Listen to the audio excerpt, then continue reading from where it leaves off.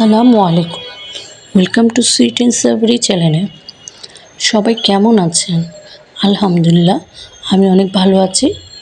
সবাইকে happy new ইয়ারে শুভেচ্ছা। আজ আপনাদের জন্য আমি একটা নতুন রেসিপি নিয়ে এসেছি। তা হলো রেস্টুরেন্ট স্টাইলে নামকিন গোশত তৈরি করে দেখাবো। এটা পেশোয়ারি নামকিন গোশত নামে পরিচিত। সেই নামকিন গোশতটা আমি আজকে তৈরি করে দেখাবো।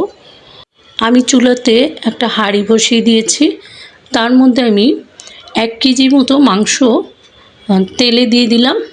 মাংসটাকে আমি আগে ভালোভাবে ধুয়ে পানি ঝরিয়ে রেখেছি। তারপর এখানে দিয়ে দিলাম তেলের মধ্যে। তারপর এখানে 1 চামচের মতন লবণ দিয়ে দিলাম। লবণ যদি পরে লাগে আবার দেব। এখানে আমি 5টা টমেটো টুকরো করে দিয়ে দিয়েছি।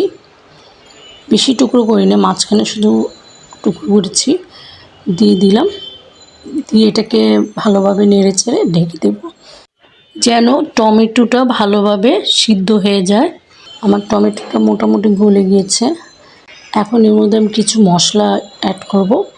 এটার মধ্যে বেশি একটা মশলা লাগে না, কিন্তু খেতে অসম্ভব মজা। এখানে আমি 2-4 চামচের মতন আদা রসুন বাটা দিয়ে দিয়েছি। তারপর এখানে কাঁচামরিচ 10-12টা মাঝখানে কেটে দিয়েছি। দিয়ে এটাকে ভালোভাবে কষিয়ে নেব। এখন ঢেকে রেখেছিলাম 10 মিনিটের মতন। দেখেন তেল উঠে এসেছে মাংস থেকে। এখন এখানে আমি একটা স্পেশাল মশলা দেব। তাহলে এখানে গোলমরিচ, দারচিনি, লবঙ্গ এবং সামান্য একটা জয়ফল দিয়ে আমি গুঁড়ো করে নিয়েছিলাম ব্লেন্ডারে। সেটা আমি দিয়ে দিলাম 1 চামচের মতন।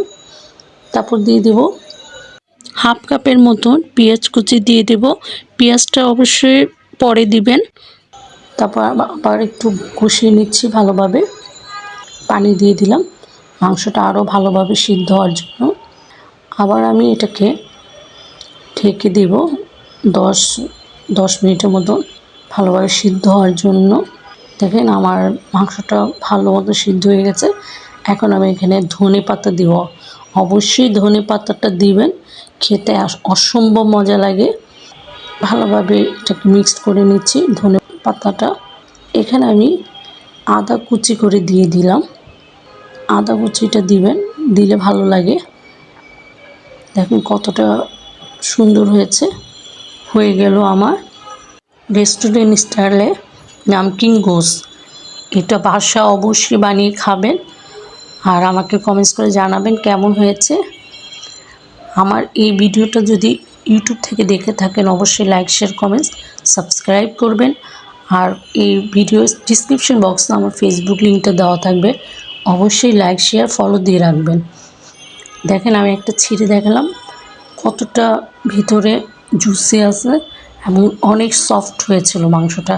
খেতে অসম্ভব মজা হয়েছিল। এটা নান, পরোটা, সাদা ভাত, প্লেন পোলাও সব কিছুর সাথে খেতে ভীষণ ভালো লাগে।